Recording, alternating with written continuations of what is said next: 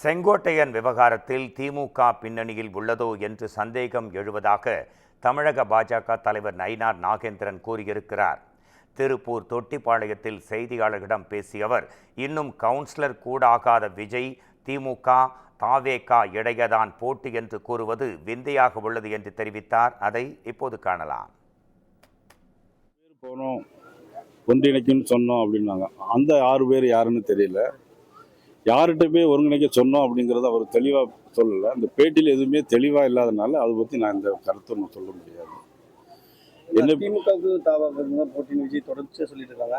அப்போ அதிமுக பாஜக அதில் 2 விஷயம் இருக்குது. நான் ஏற்கனவே சொன்னேன், உலகத்திலே மிகப்பெரிய கட்சி பாரதிய ஜனதா கட்சி. 300 நாடாளுமன்ற உறுப்பினருக்கு மேலே இருக்கிறோம்.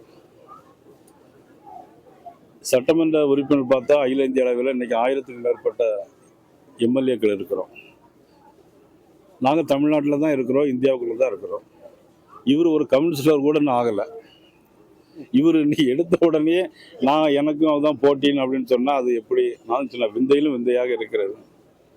இது யாராக நம்புவாங்களா? முதல்ல அண்ணன் செங்கோட்டையின் விவகாரத்தில் கூட திமுக பின்னணியில் இருக்கும்போங்கிற சந்தேகம் எங்களுக்கு இருக்குது.